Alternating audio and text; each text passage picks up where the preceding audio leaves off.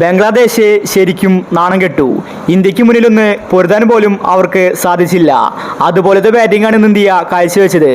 പ്രത്യേകിച്ച് സഞ്ജു, പാണ്ഡ്യ, സൂര്യ ഇവർക്ക് മുന്നിൽ ബംഗ്ലാദേശ് തോറ്റുപോയി. ഇന്ന് ബംഗ്ലാദേശ് കളി തോറ്റ ശേഷം അവരുടെ ക്യാപ്റ്റൻ പറഞ്ഞ കാര്യമാണ് നമ്മൾ ഇന്നത്തെ വീഡിയോയിൽ നോക്കുന്നത്. ഇത്തരം ക്രിക്കറ്റ് ന്യൂസിന് വേണ്ടി ഈ ചാനൽ മറക്കാതെ സബ്സ്ക്രൈബ് ചെയ്യൂ. 127 റൺസിൽ ബംഗ്ലാദേശ് ഓൾ ഔട്ടായി. സെക്കൻഡ് ബാറ്റിംഗിൽ ഇന്ത്യ ഈസി ആയിട്ട് കളി ജയിച്ചു.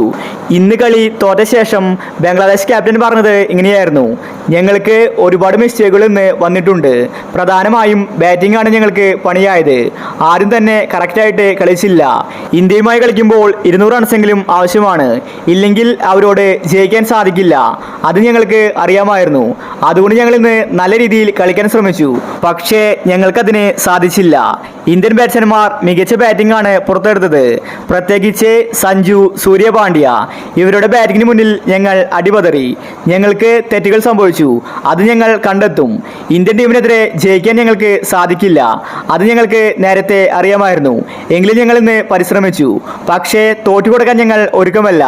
അടുത്ത മത്സരത്തിൽ ഞങ്ങൾ ശക്തമായിട്ട് തിരിച്ചു വരുമെന്ന് ബംഗ്ലാദേശ് ക്യാപ്റ്റൻ വ്യക്തമാക്കി. വിമർശകർക്ക് ബാറ്റ് കൊണ്ടാണ് സഞ്ജു മറുപടി കൊടുത്തത്. സഞ്ജു 6 ബൗണ്ടറികളാണ് പായിച്ചിട്ടുണ്ടായിരുന്നത്.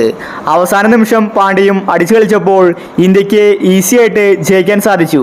ഇന്ന് ഇന്ത്യൻ ബൗളേഴ്സ് മികച്ച പ്രകടനമാണ് കാഴ്ചവെച്ചത്. പ്രത്യേകിച്ച് വരുൺ ചക്രവർത്തി, ഹർഷദീപ് സിംഗ്. അതുപോലെ ഇന്ന് അരങ്ങേറ്റം നടത്തിയ മായങ്ക് ആദ്യ ഓവർ തന്നെ മെയ്ഡനാക്കി. ഇന്ത്യൻ ടീമിൽ ഇന്ന് എല്ലാവരും നന്നായി കളിച്ചു. ഈ T20 പരമ്പര ഇന്ത്യ സ്വന്തമാക്കുമെന്നത് ഉറപ്പാണ്. ബംഗ്ലാദേശ് ഇന്ത്യക്ക് ഒരു എതിരാളി പോലുമല്ല. ഇന്ത്യൻ ടീം ഇന്ന് പുതിയൊരു ഓപ്പണിംഗ് ജോഡിയാണ് പരീക്ഷിച്ചത്. അത് സക്സസ് ആയിരിക്കുകയാണ്. അടുത്ത മത്സരത്തിലും സഞ്ജുവും അഭിഷേക് ശർമ്മയും ഓപ്പൺ ചെയ്യും. സഞ്ജുവിന് മികച്ച കളി പുറത്തെടുക്കാൻ സാധിക്കട്ടെ. അപ്പോൾ ഇത്തരം ക്രിക്കറ്റ് ന്യൂസിന് വേണ്ടി ഈ ചാനൽ മറക്കാതെ സബ്സ്ക്രൈബ് ചെയ്യൂ.